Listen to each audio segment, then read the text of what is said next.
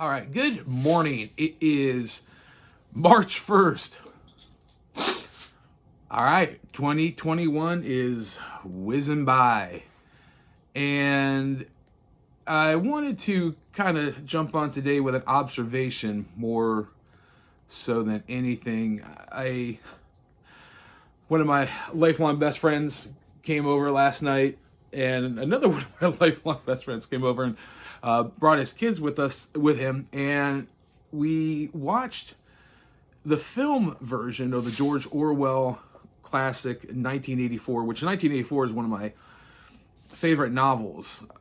Actually, Orwell is one of my favorite authors, and although I don't normally read fiction, I could make a case that this book, actually in some of his other books like Animal Farm and stuff, you could say they're science nonfiction, but nonetheless, I'm kind of at this point in my life where things don't really surprise me. And what I mean by that is, if you listen to our podcast, I'm cup half empty most of the time. I'm very cynical, very distrustful with especially power structures in the current political landscape, I'd say for the last handful of years. Although more of a fan of the previous administration than the current administration, and I see that is kind of shifting. I think a lot of people are starting to wake up. But the one thing I wanted to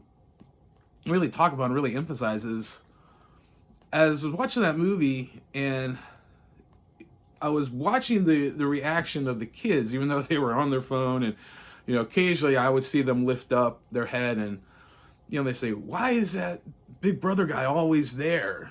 Why can't they ever move and do anything? And this Big Brother fella isn't around." Or there's a love story between the main protagonist, Winston, and I guess you could say his girlfriend, Julia.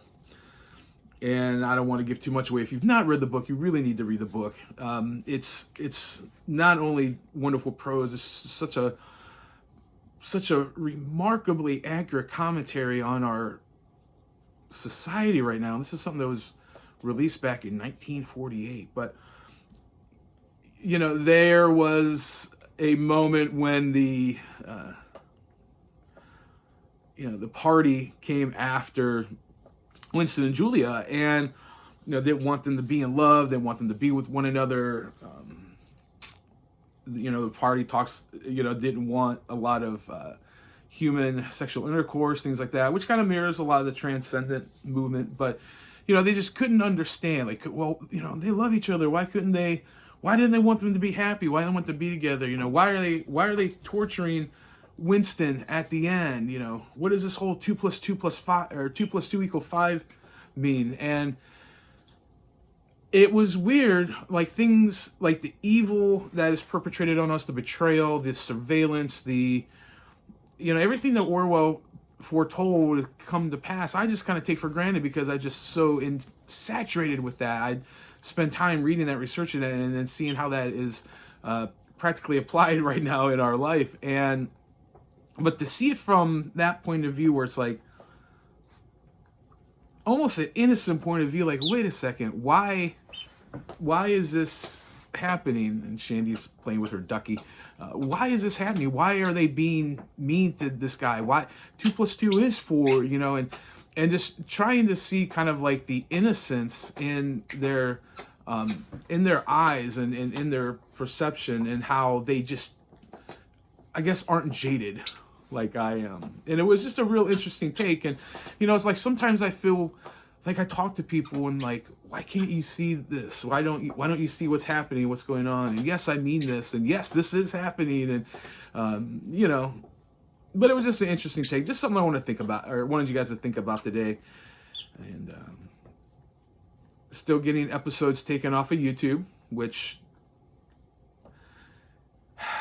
kind of sucks because I do put a lot of work into these things, but it also means that we're over the target. You can find some of these episodes on flawedinc.com. You can find my daily Flawed vlogs there. All our episodes are still on Apple Podcasts, Spotify, Rumble. So please check those out. Please subscribe. Please share. And while you're doing that, please give me an email.